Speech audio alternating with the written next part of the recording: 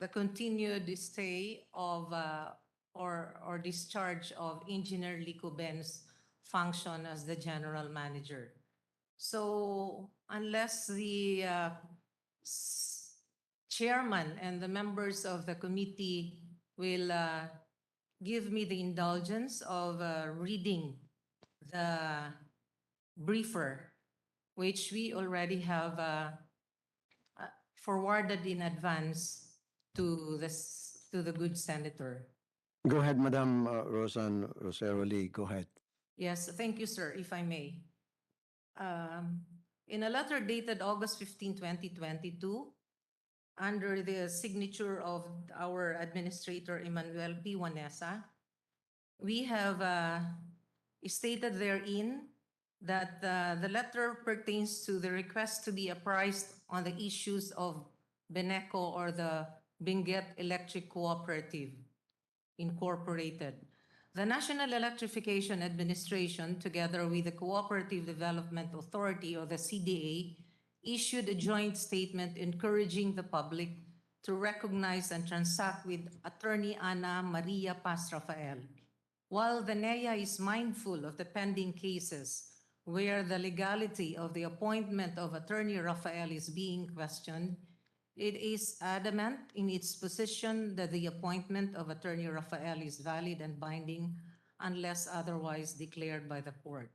This position is based on the provision of Republic Act 10531, which states that no injunction or temporary restraining order shall be issued against the implementation of any order, ruling, or decision of the NEA except by the Court of Appeals and only upon the posting of a bond sufficient to cover the liabilities and expenditures arising during the Excuse me, Yes, sir. Madam Rosan, you've been very technical. I just need a very simple answer to a very simple question. Oh, yes, sir. Okay, please don't go very technical on me. Okay. I just need to know what were the basis for you guys in the NEA appointing someone when in fact meron na pong general manager doon na ibinoto po ng kooperatiba. Pakisagot lang po, huwag niyo na po sabihin yung mga batas-batas na yan, please. Okay, yes, sir.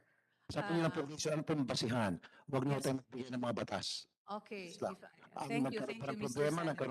nagkaroon ba ng kartiwalian? Ano ba, yung records ba not in order? Nagreklamo ba yung mga consumer, etc. Huwag niyo yung technical at huwag niyo yung mga batas-batas, Yes, please. sir. If I may be allowed. And then also, wala po akong natanggap yung binabasa niyo po. I did not receive. My office hasn't received. Oh, that The is one why, that you sir. read me. You could have been informed in advance of the briefer. But anyway, I'll try to make it as brief as and as informative as it can be. The issue on the seat of the general manager of Beneco started when the late general manager Gerardo P. Versosa of Beneco retired on April 30, 2020. Upon his retirement, the Beneco board passed 3 resolutions in 2020 appointing Beneco Assistant General Manager Engineer Melchor S. Licubin as the General Manager of Beneco. However, in a letter dated August 7, 2020, the former administrator Edgardo R. Masungsong advised the Beneco board to adhere to the provisions of NEA Memorandum 2017-035. This is the NEA memo providing for the process of the selection, hiring, appointment, and suspension of general managers. In other words, Mr. Chair, even if the Beneco had already appointed Engineer Melchor S. Licubin as the general manager of Beneco, we advised Beneco that still the appointment of the general manager of Beneco, as is with all other electric cooperatives, should adhere to NEA Memorandum number 2017-3035. Oo nga po, oo nga po. Opo. Nag-elect po yung electric cooperative ng Yes, sir. kanila pong general manager. And then Opo. sabi niyo po, nag-appoint po kayo kasi nga po pinapayagan sa batas yan. Ano nga pong basihan? Yung po ba dahil may katiwalian? Kasi po sabi niyo, of course, nasa batas po natin yan. So can you just do that sa lahat po ng kooperatiba? Kapag hindi niyo po nagustuhan pagmumukha, itsura, ugali, o hindi niyo kabagang, hindi niyo kaibigan, pwede niyo lang po randomly palitan. Yan po yung ibig ko sabihin. So ano po yung basihan? Please, what was the basis para kayo po ay mag-appoint ng panibagong tao ninyo versus meron pong inelect ng board of directors ng kooperatiba. Yun lang po yung Thank gusto you. kong malaman. Opo, Although I opo. know po, I understand na Y- nasa patas po yan, pinapayagan po yan, karapatan po ninyo, nasa kapangyarihan po yan ng NEA na mag-appoint if they're not happy. Pero ano pong basihan? Kung hindi kayo happy, bakit po hindi kayo happy doon sa inelect po ng board of directors ng Bineco? You Yes, come sir. up with If a I may decision para respond to mag-appoint that ng po. sarili nyo. I don't, Opo. just on the record, hindi ko po kilala kung sino man po yung inelect ng Opo. Ang ibig Bineco. po, And I haven't even talked to the guy, whoever he is.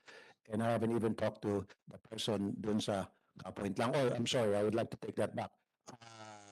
Nakausap ko pala sa Wanted sa radyo that guy over the phone.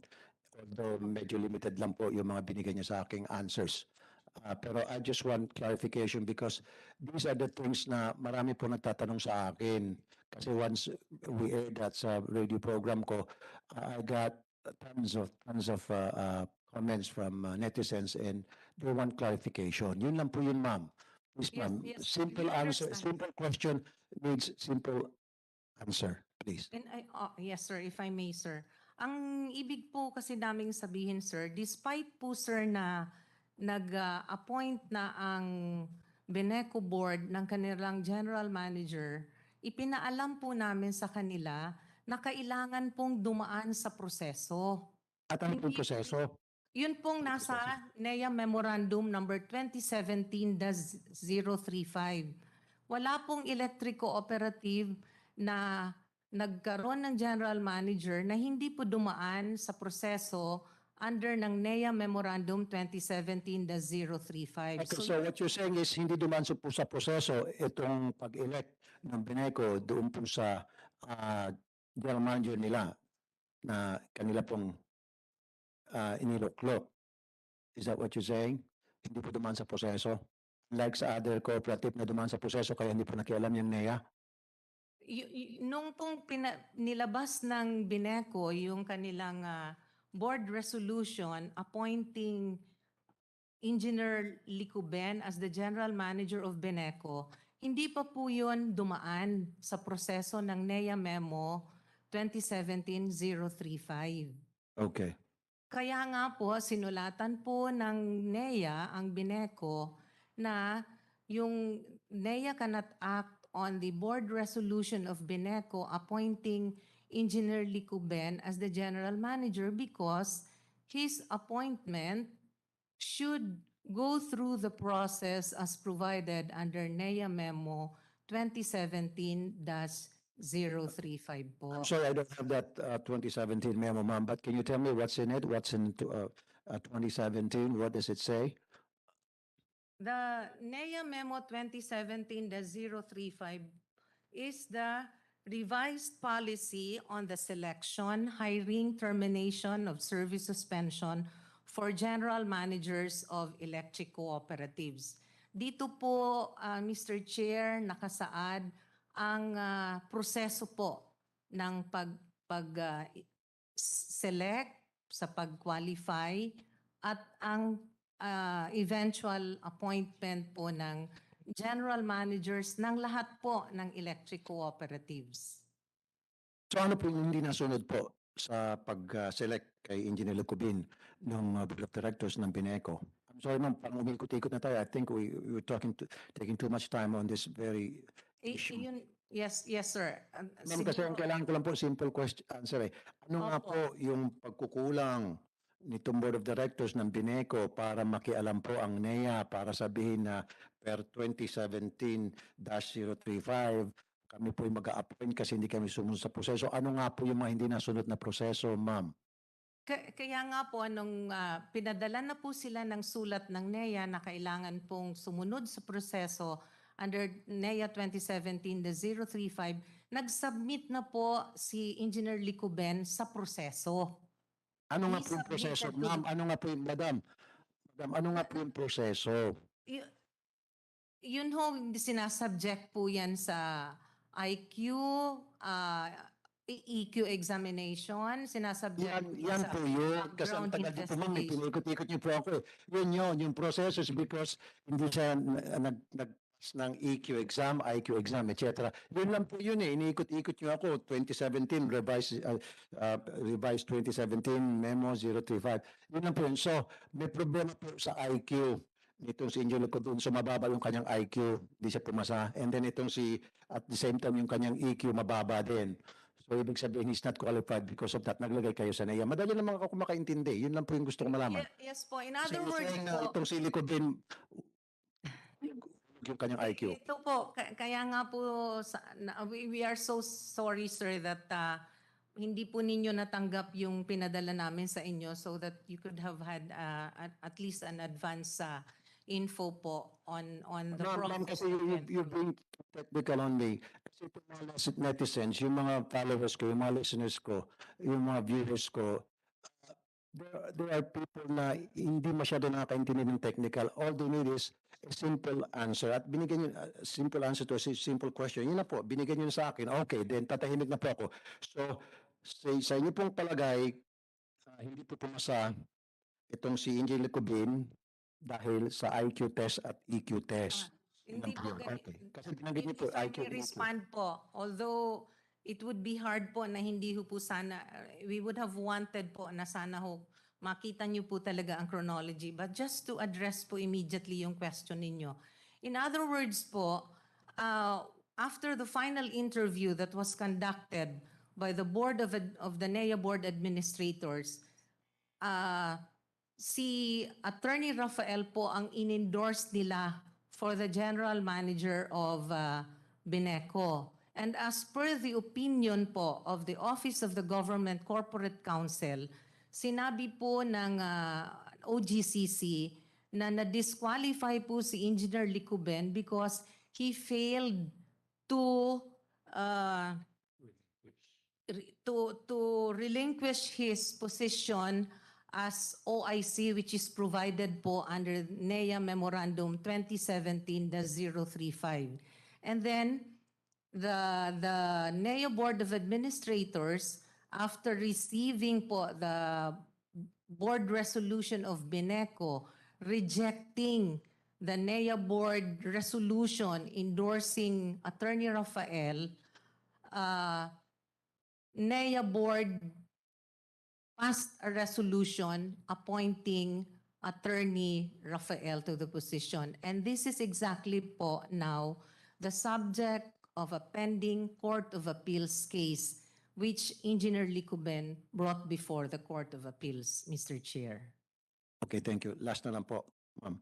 So, therefore, dapat po lahat ng mga inelect po ng mga board of directors ng iba't ibang elected cooperative para maging patas po sa ngalan ng giging fair. Lahat po siguro sila i-undergo nyo rin po ng IQ and EQ test. Mali mo, baka meron dyan lalagpak at meron ulit kayo mga point na bago. Ay, uniform po sir ang procedure. We are following a uniform procedure under the provisions of ito pong NEA 2017-035. Okay. This applies to all electric cooperatives po, Mr. Chair. Wala pong hindi ho dumadaan.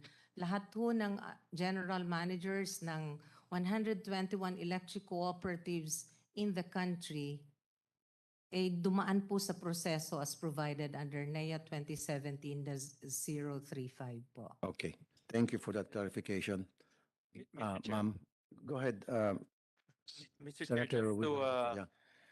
pursue this topic, Mr. Chair, I also filed a resolution, Mr. Chair, to look at the subsequent resolutions that were issued by NEA on the topic of appointing GMs, because under PD 269, and this is the National Electrification Administration Decree, which governs is all the electric co-ops and the National Electrification Administration that the EC enjoys the power to determine in its bylaws the manner of elections and filings of vacancies of its officers. So meron pong kapangarihan yung mga ECs to appoint their GMs. And this is in line with the principle of self-governance. Hindi naman ho pwedeng ang NEA mag-a-appoint ng mga GM, all 121 GM all over the country. That's why we have the board, so that the board can appoint a GM who is qualified based naman on the qualifications that NEA will issue. So NEA will issue the guidelines and the qualifications. The board will select their GMs based on their guidelines and appoint their GM. NEA can only step in kung ailing, kung may problema yung electric co-ops. But in this particular case, ang Beneco is in pre-pandemic level, before ho nagkagalo, ang kanyang category is green. Ang kanyang classification, AAA. These are the highest ratings electric co-op can receive.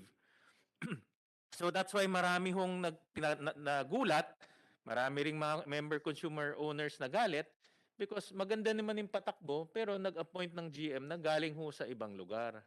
In fact, ang Baguio City ho nag-issue ng persona non grata against that GM, no, si Attorney Rafael yata, if I'm not mistaken, ang pangalan niya, because precisely even the city of Baguio, the local government is enjoying good service.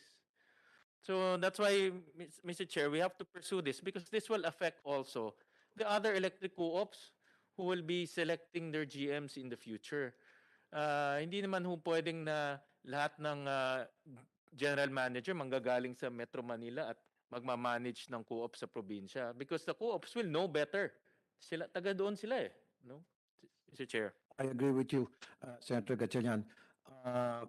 Wala ngang problema yung sa Beneco, as far as I'm concerned. From what I've heard, mababa nga yung kanilang rate doon. Yung singil nila, magandang performance, walang mga brownout. Bakit pinalitan? Yun nga po marami nagtatanong sa akin ng mga consumer na Beneco. Samantalang yung iba dyan, tulad sa Ormeco at iba't iba pang mga kooperatiba sa iba't ibang lugar, hindi nagagalaw, hindi napapakialaman. Bakit? Because those people behind doon sa mga may problema, mga kooperatiba, ang mga pagmamayari, ang mga padrino, mga matataas na ranggong politiko. Yun lang po yun eh. Meron kasing, ma'am, tumatawa kayo siguro na nakikita nyo na talagang nagsabi po ako na totoo na po.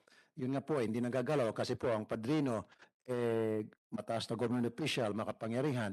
Dito siguro sa Beneco, nakita na pagkakitaan, kaya pinakialaman. If it ain't broke, don't fix it. Yun po yung kasabihan. Now, may tanong ko po, anong standard po ang ginagamit ninyo? Kasi po, ginamit nyo kanina yung salitang EQ at IQ, di ba? Para matest po kung qualified ho ba sa standard po, standard ng NEA? Qualified ba siya na maging general manager? Ano pong standard na ginagamit ninyo para i-test po yung isang in-appoint ng isang kooperatiba whether pasado siya sa EQ at pasado siya sa IQ? Ano ginagamit niyo pong standard? Mr. Chair, with your indulgence po, may I ask our director po ng Institutional Development Department which heads the selection committee po or screening committee for the general managers. I understand the EQ is being administered by the UP. Okay. And the IQ? What about? Ano ba dapat yan? 150 ang IQ? 200? Para pumasa? With your indulgence, Mr. Chair, may I give the microphone to our IDD Director, Director Noli Alamilio. Sige po. Thank you.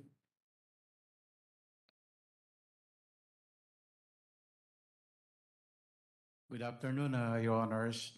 For the EQ exam, it is conducted by the UP Department of Psychology And for the IQ exam, it is given by a technical person, a psychologist, Your Honors, from the NEA. Okay.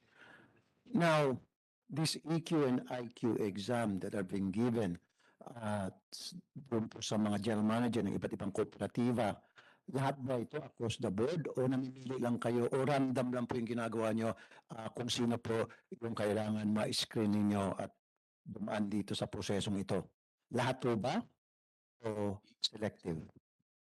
Your Random. Honor, it applies to all applicants for general managers of electric cooperatives. So lahat po. Lahat po ng mga applicants, lahat po na in-appoint. So ibig sabihin, kahit na po nag-appoint po yung kooperatiba na para sa kanila, they screen their appointee. Properly screen, pumasa para sa kanila, sa standard nila, kung ano man yung sinet nila standard para sila po ipili ng kanilang general manager.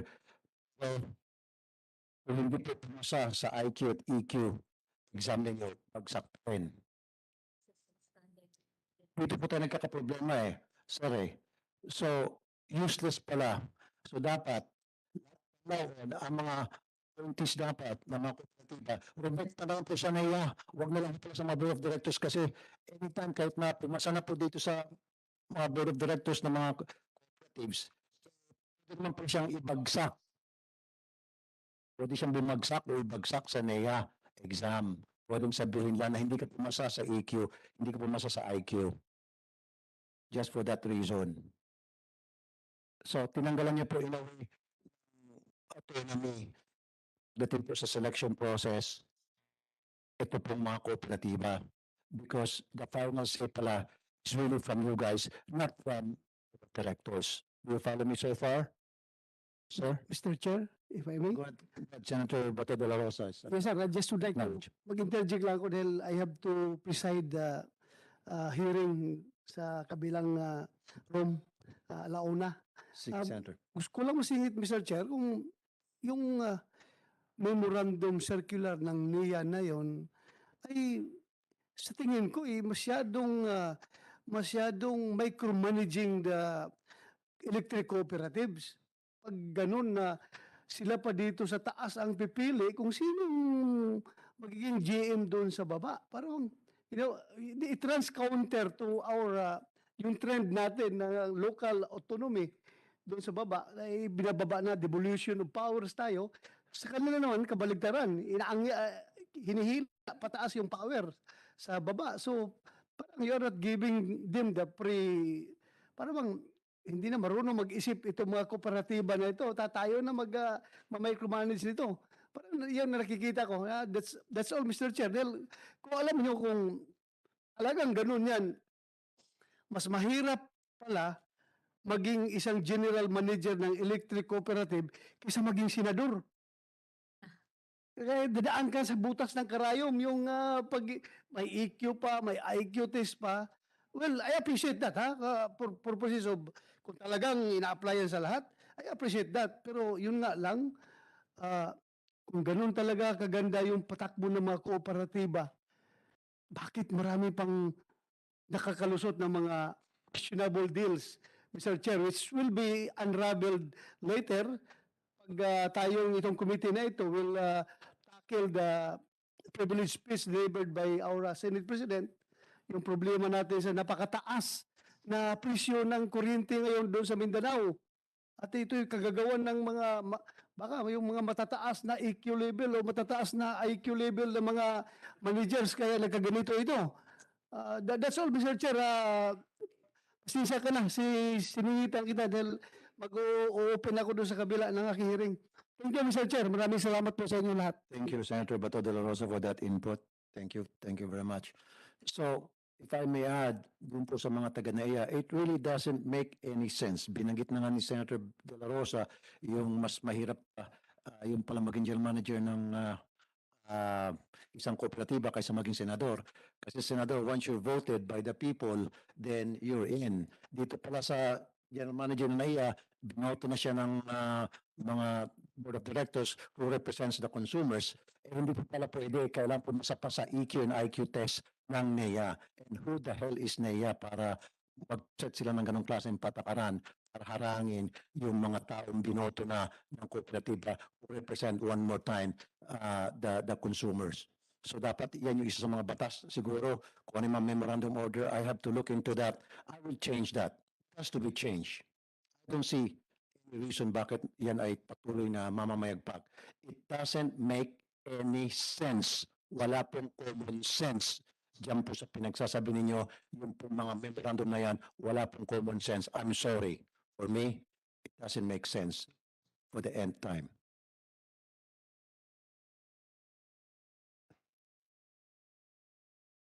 Unless if the Vice Chairman would like to say something. Well, Senator Mr. Win Chair, Gatchalian. pag tayo siguro dumaan ng EQ, IQ, baka bagsak rin tayo. Malamang, by their standard, Oo. kailangan siguro nila, ang IQ is 200 para pumasa. Well, Mr. Chair, thank you very much. Your thoughts are precisely the same as mine, and that's why I filed a resolution to look at this closely because NEA issued 2 memorandum circular. Basically, those memorandum circular states that they can appoint general managers, no? And for me, it's inconsistent with law, and it also runs counter to the self-governance mechanism of the electric co-ops. So on a later time, Mr. Chair, I think we should really look into this matter much deeper, no? So that there will be stability in the electric co-ops, and also the appointment of GMs will be fair and in accordance with law. Okay, thank you for that, Senator Win Gatchalian. And then I may add, people in NEA, siguro mag-concentrate po kayo sa pag-iimbestiga po sa mga electric cooperative if they have that technical know-how. Because some of these cooperatives, electric cooperatives, okay, I'm not gonna mention names anymore because there's too many of them. Okay, wala po silang technical know-how. Some of them that doesn't even have the financial capability to put up an electric cooperative, meaning hindi po mahaba ang kanilang PC. And very important to me is the technical know-how. Wala silang kaalaman, sapat na kaalaman para magtayo ng isang electric cooperative. Wala silang sapat na kaalaman para alamin kung yung isang mga electric lines nila ay okay pa ba o kailangan ng palitan. Those kind of things. Yun po siguro, mas bigyan niyo po ng, tingnan po yung kanilang mga kontrata. Di ba? The generating companies. Kaysa naman, pakikialam niyo po yung general manager. And I'm very sorry, I'll be very blunt. Bakit po pinapakialaman? Yun po sa mga netizens, sa mga observers, na pinapakialaman kasi kumikita. Kumikita, may gusto makisawsaw.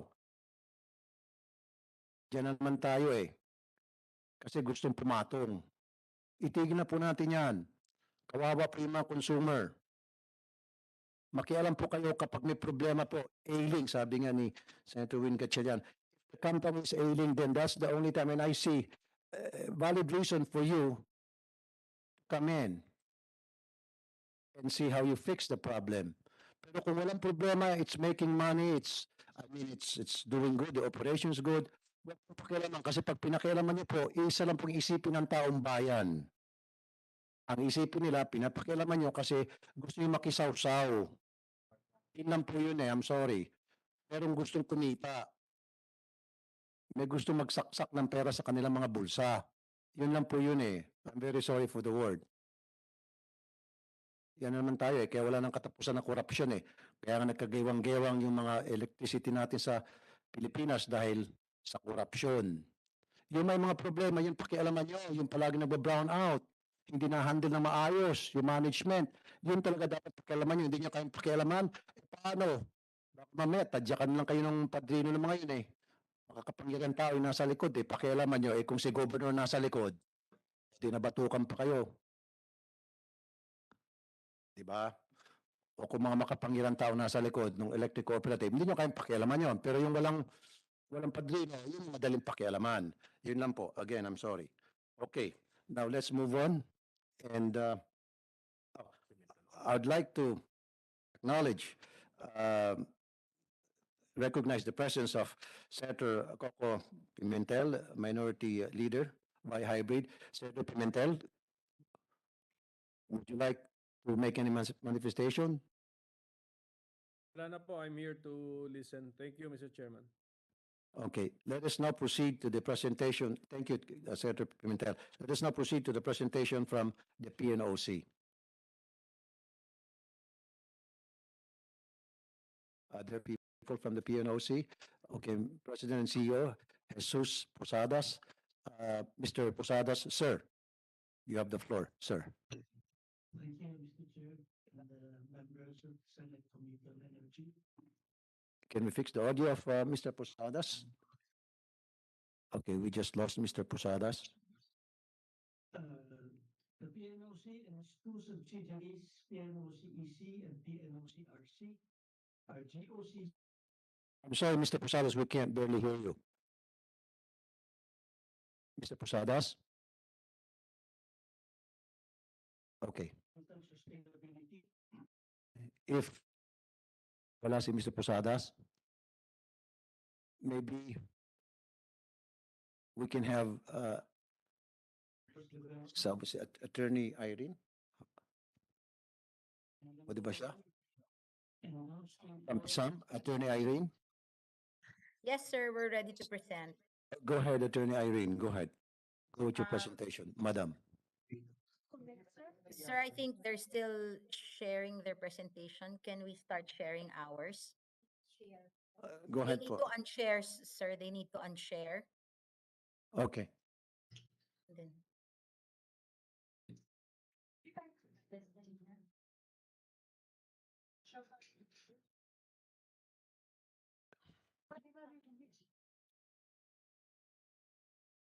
Attorney Irene. Yes, Yan-share sir. na dapat yung sa iba para makapasok na maayos yung audio and video ni Attorney Irene Garcia. Attorney Irene ng PISAM. Yes, sir. So Go good ahead po. afternoon, Mr. Chair, and good afternoon to the honorable members of the Committee on Energy. And thank you for this chance to introduce to you PISAM, or the Power Sector Assets and Liabilities Management Corporation.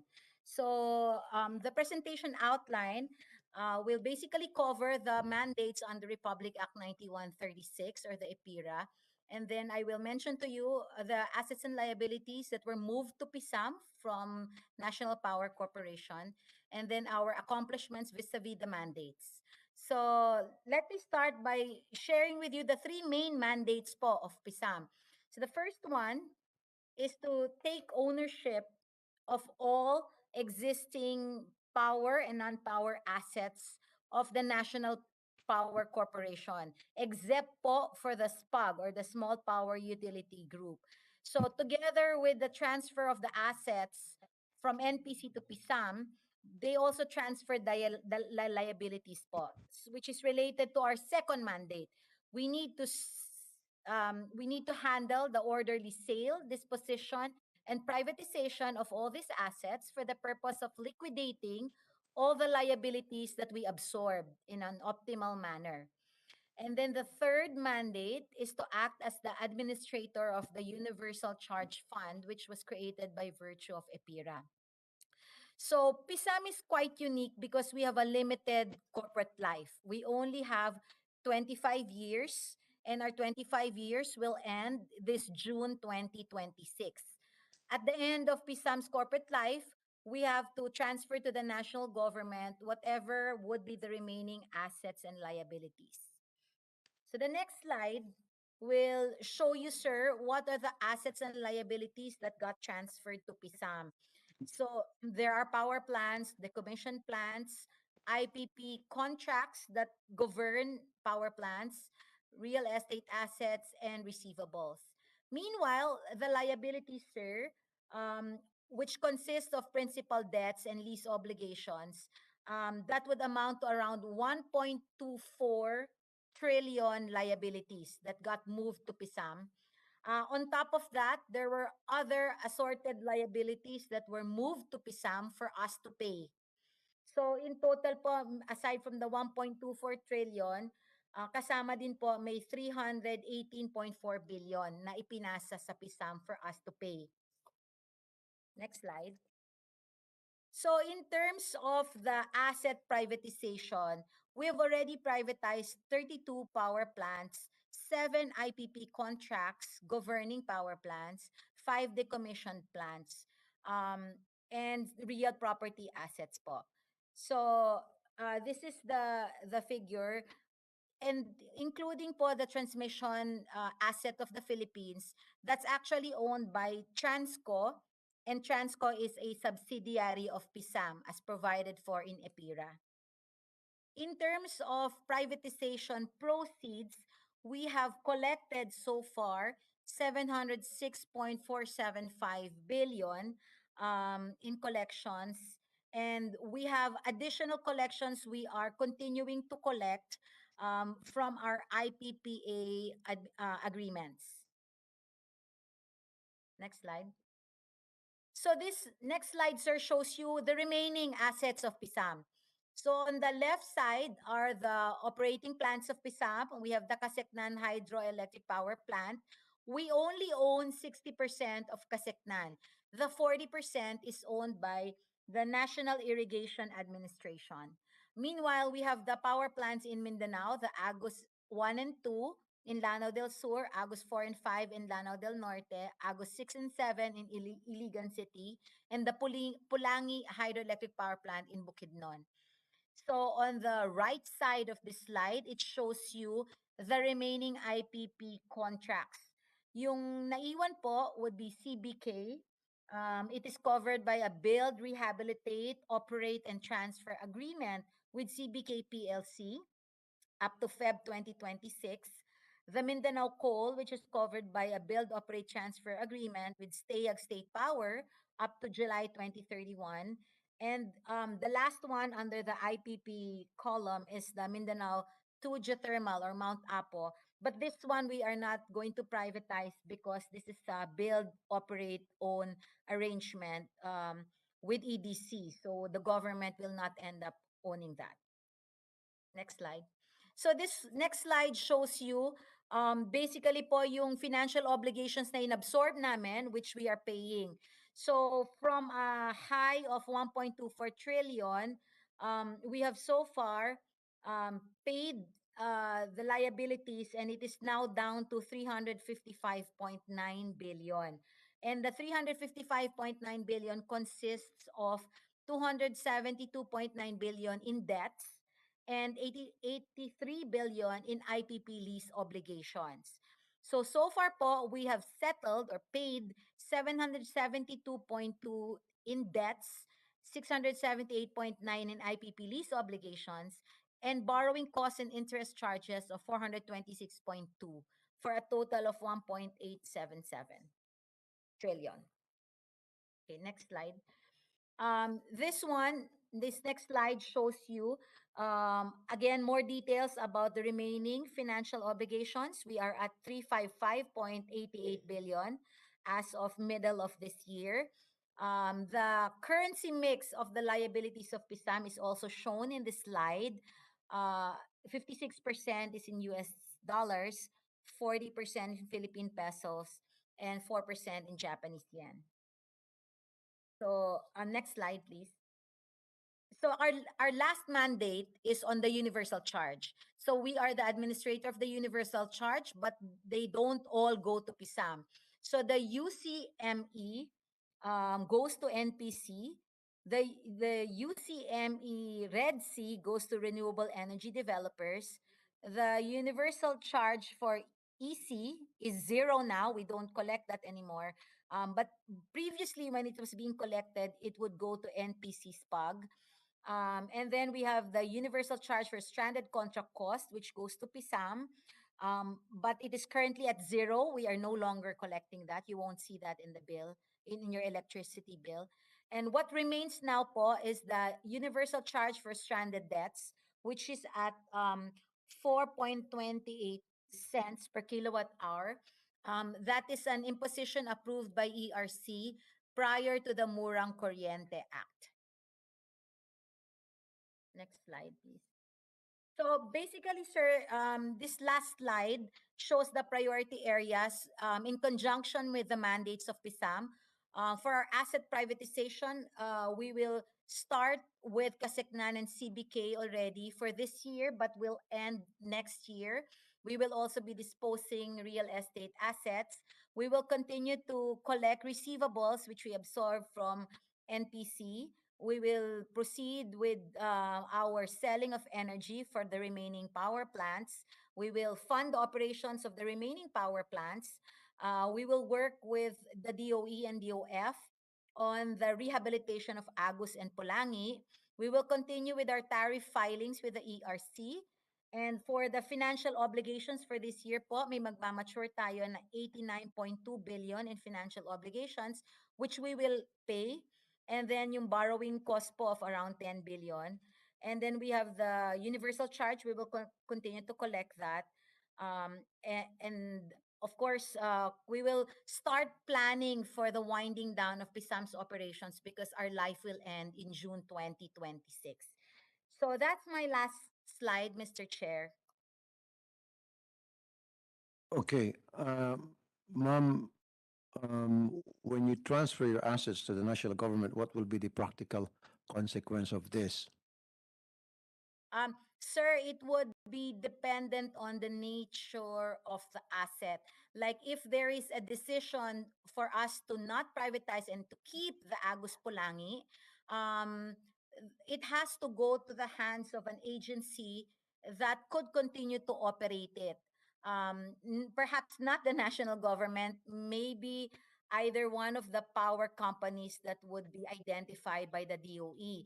Meanwhile, for the lots, if there are lots that are not connected with the power plants, those could be transferred to the asset privatization office that is under the Department of Finance. Thank you, Attorney Irene Garcia Pesam. Thank you, and we may now continue. If the PNOC is already okay, the audio and video, I can see the President and CEO of PNOC, Mr. Jesus Posadas. Mr. Posadas, I'm sorry about a while ago. We got cut off, disconnected. Go ahead now, PNOC President and CEO Jesus Posadas. You have the floor, sir. Thank you very much, Mr. Chair and members of the Senate Committee on Energy. PNOC and its two subsidiaries, PNOC EC and PNOC RC, are GOCCs implementing DOE strategic policy goals of energy security, energy access, energy affordability, and environmental sustainability in the areas requiring focused government participation in the energy value chain, i.e., upstream energy resource development, be it fossil fuels and renewable energy, and downstream oil and gas sectors. The sequence of the presentation will be as shown in the screen. PNOC and its two subsidiaries will be presenting their mandates, vision, key programs and initiatives, and issues and concerns that we would like to convey to the Senate Committee on Energy. PNOC was created on November 9, 1973, as a response to the world oil situation of crisis proportions in that same year and to embark on measures to ensure stable supply of petroleum products to support economic growth and social well-being of the nation in behalf of the Philippine government. Shared in the screen is PNOC's mandate under PD 334 as amended by PD 927. PNOC's mandate is centered on the declared policy of the state to promote industrial and overall economic development through the effective and efficient utilization of energy sources, including oil and oil-based resources. PNOC's vision is that by 2030, PNOC has provided vital energy resource development and energy infrastructure conducive to a clean environment and balanced and sustainable growth of the economy. Next slide, please. Originally, PNOC's mandate is undertaken by its 24 subsidiaries specifically focused on distinct energy activities. Over the years, however, These subsidiaries were either privatized or abolished. Currently, PNOC has only two subsidiaries, namely PNOC Exploration Corporation and PNOC Renewables Corporation, who will be presenting separately for this in this meeting. With the privatization and abolition of subsidiaries, PNOC was mandated by the government's Governance Commission for GOCCs in 2014 to transform and reorganize from a purely holding company to an operating company. PNOC's reorganization plan was approved in July 2018 and its implementation started in 2019. As an operating company approved by the GCG in 2014, PNOC assumed all remaining assets and liabilities and ongoing programs and projects of the dissolved subsidiaries. In addition, PNOC continues to undertake the development of future energy programs and projects pursuant to its mandate. In the pursuit of PNOC's mandate and in order to respond to new challenges, the following key programs and initiatives request for critical congressional and Senate approval and support. First is the National Strategic Petroleum Reserve and also the related Targeted Fuel Relief Program. Third, the sale and monetization of bank gas. Fourth, the development of vital energy infrastructure, which uh, which are the energy supply base in Batangas, supporting oil and gas upstream exploration and development, and the PNOC Industrial Park in Bataan, supporting midstream and downstream energy and petrochemical industries. The National Strategic Petroleum Reserve is the development of a permanent strategic oil stockpile to ensure long-term stability and security of oil supply in the country, especially in times of severe disruptions in oil supply due to geopolitical events, calamities, or emergencies, which the deregulated privatized downstream sectors minimum inventory requirement will not be able to address, particularly the continued operation of the government social services, police, and the armed forces. Currently, PNOC is targeting to engage the transaction advisor within the fourth quarter of 2022 and have the feasibility study completed within 9 months. As differentiated but taken in tandem with the SPR or the Strategic Petroleum Reserve is the Targeted Fuel Relief Program, which is a proposed immediate government response program which aims to aid the most vulnerable fuel consuming sectors of our economy during the periods of fuel supply disruption and or high volatility of prices through importation and distribution of discounted fuel. Initial beneficiaries will be the public utility jeepney drivers and operators being the most affected sector. One of PNOC's major assets is its bank gas, and its sale and monetization being consistent with the government efforts to spur additional power generation and contribute to electric power supply security. In September 2009, PNOC purchased from the DOE bank gas equivalent to 108.6 petajoules at 14.4 billion pesos. Currently, PNOC has two gas supply and purchase agreements with First Gen subsidiaries and another GSPA with South Premier Power Corporation. However, no delivery of bank gas has been made by the SE38, the consortium for the GSPA with SPPC, effectively reducing by 6.5% the available supply to the Luzon grid, corresponding to the 1,200 megawatts capacity of the Ilihan gas power plant. As of 25 June 2022, the inventory of PNOC's bank gas has been fully contracted, while the remaining unwithdrawn inventory stands at 96.026 petajoules, with a net value of US dollars 1.159 billion. The PNOC Industrial Park, created under PD 949 as amended by the Republic Act 10516, is a 530-hectare property located in Limay and Maribelas, Bataan, servicing companies involved in the petrochemical, energy, and energy-related industries. It provides basic services such as the provision of raw and fire water, power, and jetty services to its locators. Currently, TNOC is undertaking negotiations for companies for the possible development of a circular plastic to petrochemicals manufacturing facility and LNG power plant. PNOC continues to undertake the operation and efficient management and improvement of the industrial park and its jetty facilities while continuing to ensure environmental monitoring and compliance to DENR regulations.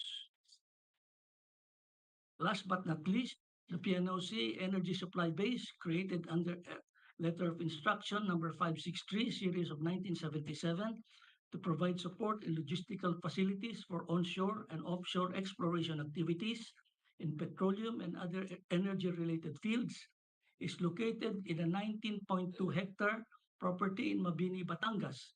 It is the only energy supply base in the country. PNOC's vision for ESB is to provide world-class energy supply-based port facilities and offer services compliant with international standards. In line with its vision, the ESB Port Developmental Detailed Feasibility Study, Environmental Impact Assessment, and Detailed Engineering Design were completed on December 15, 2020, and approved by the PNOC Board on February 26, 2021.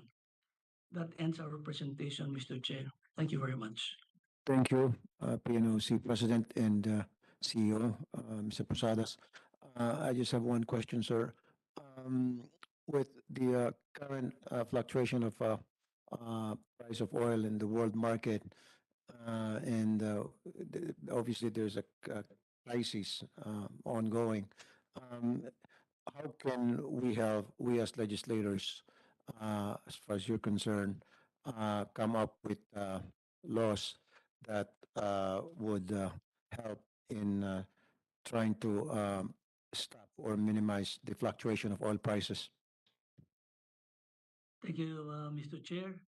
Well, in response to that, Mr. Chair, we have a program which is a targeted fuel relief program with a budgeted amount of 2.5 billion pesos, which we would like to be approved and passed as a budget, but not only as a budget, Mr. Chair, but also as a revolving fund, so that when we issue this to the affected sectors, like for example the public transport sector as well as farmers and fisher folk, this can be rotated in terms of funding, because if only the budget as is approved, we will just be only doing a one cycle. When we are able to issue this to the affected sector, we will not be able to sustain doing this social safety net, Mr. Chair.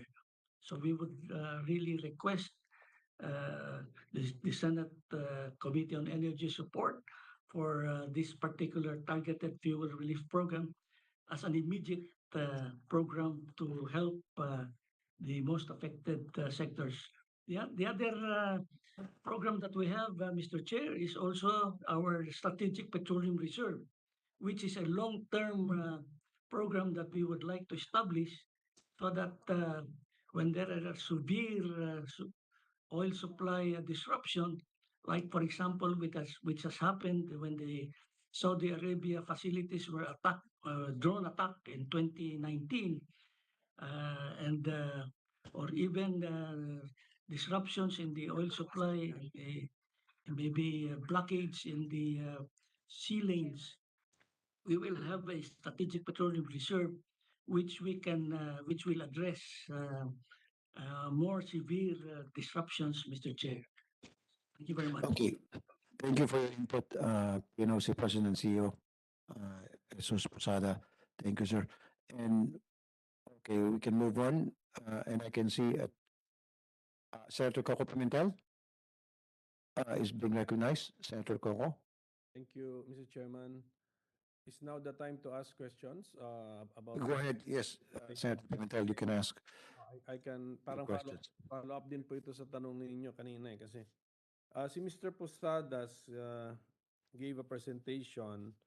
Ang sabi niyo po, sir, on the slide ng key programs and initiatives that you need legislative support for this. Did I hear you correctly? Yes, Mr. Chair, in terms of approval of the budget, Mr. Chair, with the special provision that it becomes a revolving fund, Mr. Chair. Which one? Sa lima? Kasi I'm looking at the key programs and initiatives slide. Dito sa number targeted fuel relief, Mr. Chair, number 2. Which of the five, 1, 2, 3, 4, 5, do you still need legislative support, and which ones of the five are you can do on your own? Actually, Mr. Chair, we need a special provision in the GAA, which will make the targeted fuel relief fund, which is 2.5 billion pesos, to become a revolving fund. Because as recommended by the DBM, it is only as a budget, which is a one-time expenditure. And we would like to seek the Senate Committee on Energy support that it becomes a revolving fund, Mr. Chair, Mr. Senator Coco. So among the five, yan lang yung talagang paulit-ulit yung binabanggit. No? Pero si number one, sir, si National Strategic Petroleum Reserve, do you need Yes, a law? yes. Do you need a law to authorize this? Yes, Mr. Chair. Today, what's happening is we have always been, our hands are always tied to act in the absence of a continuing law to establish the SPR, the Strategic Petroleum Reserve, Mr. Chair, because it is something that will become permanent. Sige, tama yun, sir, pero magaganda tong slides natin. Ang kulang lang mga detalye, kaya nga that's why napilitan na rin ako magtanong. Magandang idea yon for the Philippines to have a national strategic petroleum reserve, but the details kailangan siguro yung details ng konsepto, how many liters, and then how will this be financed? This is a physical di ba? The physical custody yan where shall this be secured? Mga ganun po yan eh. And then meron kayong sinabi that you are already engaging or have engaged an SPR transaction advisor, parang may 9 months study to go. How much did we budget for this study po, feasibility study? Well, the billion pesos, which is still subject to Sir, can you restate it? Wala yung naputol po. the budgeted amount. The budgeted amount, Mr. Chair, is 100 million pesos, Mr. Chair, which is still will be reviewed by the secretary. Actually, we have we will still be presenting this to our secretary because we would like to see the details. The basic concept, Ms. Senator, is that today the the downstream oil industry is just mandated to hold what is called the minimum inventory requirement, or the MIR, which is 30 days for refineries, 15 days for importers, and 7 days for LPG.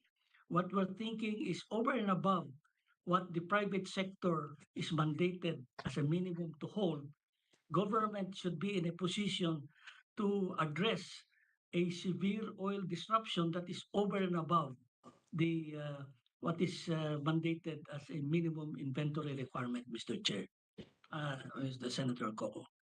Yes. But ito kasi minimum inventory requirement mo are in private hands, di ba? Yes, Senator. Yes. Itong National Strategic Petroleum Reserve na proposal ninyo will be in government's hands, tama? Yes, yes, Senator. Okay, That's so correct. well, the idea is very nice. Ang tanong na lang siguro, bali, in the future siguro, given with the details, ano yung the cost. Tsaka kaya ko binanggit, sir, yung bayad natin sa consultant natin for a study. 100 million ang plano nating ibayad dyan. Make sure na talagang meron tayong resulta and report it to Senate kasi, to the Senate or to the Congress. Kasi si Senator Win Gatchalian has periodically reminded us that the Senate funded 266 million pesos, correct me if I'm wrong, for the feasibility study of nuclear power. We have not seen that study. So that's why mag-ingat po kayo sa mga ganyan kasi hahanapin talaga namin yung study na yan at it must be worth the amount that we are paying for it, no? We'll do that, Senator. In fact, we are just we have just passed the joint DOE and PNOC Strategic Petroleum Reserve Company, the committee has just approved the TOR for the procurement, for the engagement of the transaction advisor, which still will be reviewed by our secretary. Opo. Kami nakatingin kami sa the amount that we're spending and the product, the result. Kailangan yung result must be value for money. It must be worth the money of the spent by the Filipino people. Hirap ano. Anyway, last na lang po, ito na lang po. Itong targeted fuel relief program, it appears to me that you want to be implementing the said program. I think which is better implemented by our DSWD. Di ba tayo nagdodoble-doble lang ng kilos tapos ang funding napunta pa sa inyo imbis na ipunta na lang natin yan sa DSWD? Well, the difference, Mr. Senator, is that we are doing it in terms of discounted fuel rather than in terms of money. So we intend this not to be a dole out, but to be a sustainable fund. That's why we're looking at making it a revolving fund, Mr. Senator. Okay, so parang ano na rin yan. Ano yung nung panahon, anong tawag niyo doon, sir? Yung may fund na oil price stabilization fund. You just want to do it in a smaller scale. Tina-target nyo lang yung bibigyan nyo ng discount. And the fund absorbs the discount that you're giving this limited number of people. Di ba? Tama po? That's the idea? Oh, the idea, good Senator, is that we will make this sustaining. In other words, we should not be incurring losses so that it will become a sustainable fund and social protection to the affected sectors, Mr. Senator. Okay, that's a very nice theory, pero tingnan natin in practice. Anyway, Mr. Chairman, I don't want to eat up all the time of the committee, so at least napakita lang natin that, when you make presentations here, we will sometimes, we have to ask the details and maybe we need another setting or maybe during the budget process, we will ask for more details po. Okay, thank you, Mr. Chairman. Thank you, Senate Minority Leader Coco Pimentel. Senator Win Gatchalian, the Thank you. Vice Chair of this committee. Go ahead, Senator. Thank you, Mr. Chair. Thank you very much for the opportunity. To Yusek Posadas. Yusek, I want to pursue where the minority floor leader left off. The revolving fund for the targeted fuel relief. Anong kaibahan ho nito with Pantawid Pasada?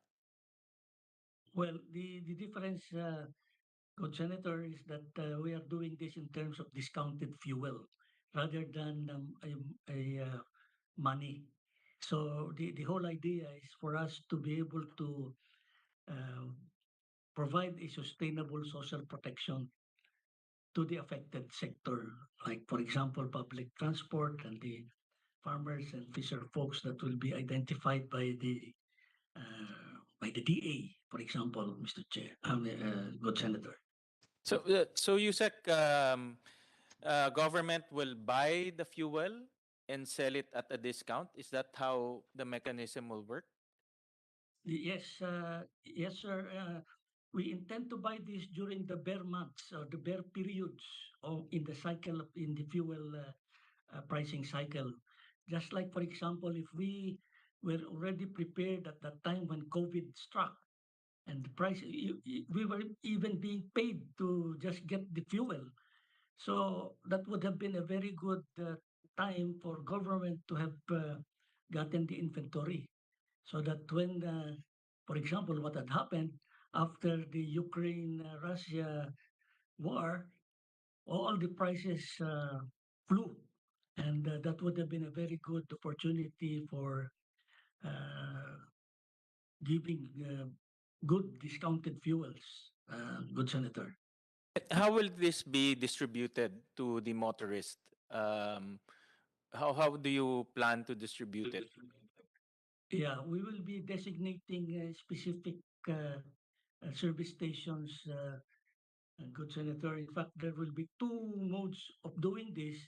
Either government will do the importation itself and get a third party to distribute, or we will co-load and co-purchase with a given oil company, and the it will be a package deal including a distribution, distribution activity in partnership, of course, with the industry players, Mr. Che in the budget, because at this point in time, we still do not have storage and receiving facilities as well as the distribution network, Mr. Chair. Thank you, Yusek Posadas. Well, I commend the corporation. I commend PNOC for trying to find ways to alleviate the increase in fuel prices and also, as much as possible, stabilize the supply through those type of programs that you mentioned, including this targeted fuel relief. I just have two concerns about that, and we can discuss this later on as we go deeper into the program. Number one, I can already hear the PCC, the Philippine Competitive Commission, um, voicing their, I would assume, they will voice their opposition on the concept of on opposition on this concept, on the concept of competitive neutrality, no, in which, of course, the government competing with the private sector in this case, no, government buys and then will be distributing the fuel supply to motorists, in which this concept is directly competing with the private sector because they are also in the same business.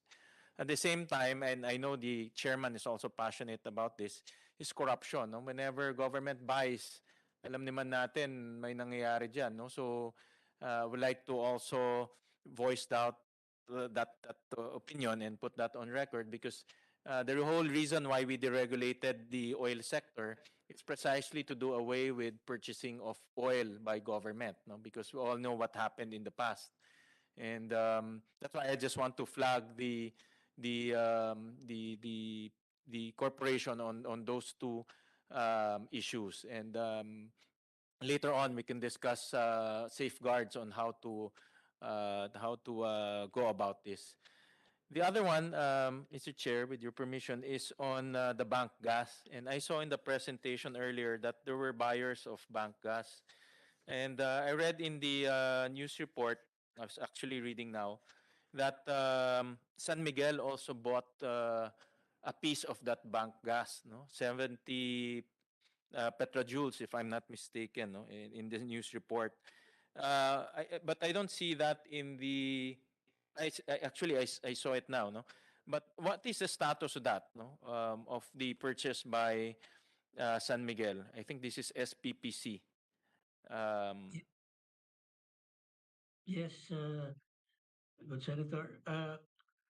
Well, we're saddened that no deliveries has been made on this sale of remaining bankas. That's the last remaining quantity of the total bank gas quantity good Senator. Uh, it's because the SC38 consortium has not heeded the directives of the DOE for them to deliver the quantity. They are using the SC38 is giving us the excuse that there is lack of because of the diminishing quantity of pressure of the bank gas reservoir. They are unable to deliver on that contract. But it is very surprising that there was a GSPA or a gas sale and procurement agreement prior to June 5 when we started our GSPA with SPPC. SPPC was being supplied by a previous GSPA up to June 4 of the 2022. And surprisingly, that after June 4, it becomes zero. That's why to us, that is very unreasonable that government funds, public funds, are not being monetized on the pretext that the physical quantity is not present. So that's why I have recommended that if they cannot deliver in terms of natural gas, physical, they should return the money because these are public funds that the government has paid for the first 5 years of the Balampaya program.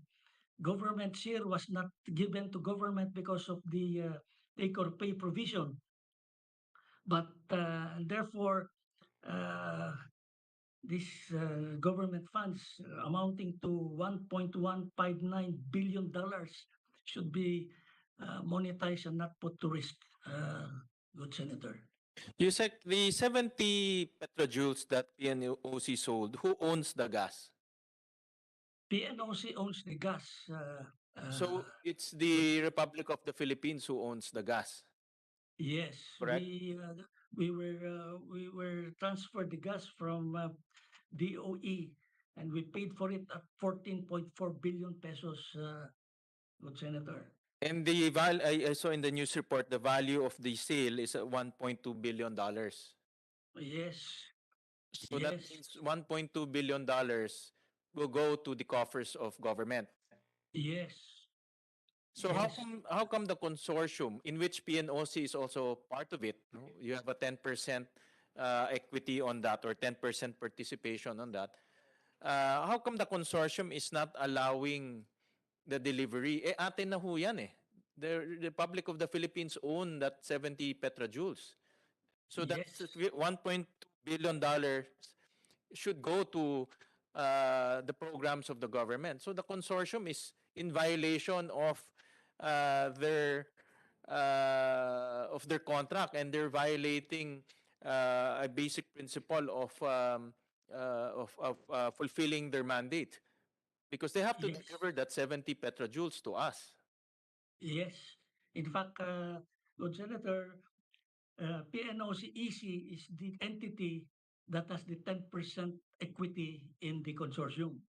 That's why we were telling PNOC-EC, our subsidiary, that they should not be looking only at the 10% interest. We should be looking at the 64% interest of government because government has a 60% share of the net operating revenue of the output of the consortium plus the 10% of the 40, so that we should be looking at the 64% ownership of government, not only of the 10% of the PNOCEC. Yusek, I thank you for taking that position, no? Because that's also personally my position that the consortium should deliver that 70 petrojoules. Atin na ho yan eh. No? At yung pera, atin na ho rin yan. At Yes. they violated the contract by not delivering a property, no? That is owned by the Republic of the Philippines. So I thank you for taking that position. And my last question is, what's the course of action? Hindi naman ho pwedeng nakatiwangwang lang ho to. Well, the course of action, Mr. Chair, is that, as the Secretary was saying, whether whoever are the members of the consortium, that's a commitment of the consortium. Whether it will be extended or not extended, they should bring that back to the government. If not in natural gas form, in cash form, in monetary form. So it could be, or a combination of both. Well, that is very clear. And on a later hearing, Mr. Chair, I would like to also pursue this because, again, no, $1.2 billion will disappear from the coffers of government. And we all know that we are scrambling for fresh funds, no, to fund a lot of our COVID response or COVID projects. So we'll pursue this later on, Mr. Chair, but I would like to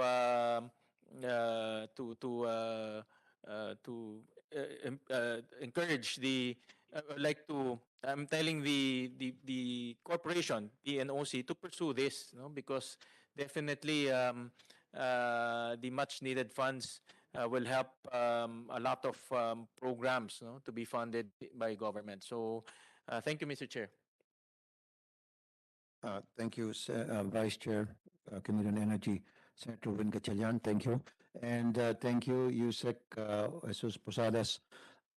For lack of material time, I regret to inform the body that we will have to adjourn this meeting and we'll just request all parties concerned to just submit their presentations and position papers relative to the discussions of this meeting. Thank you all for your presence. And with that, this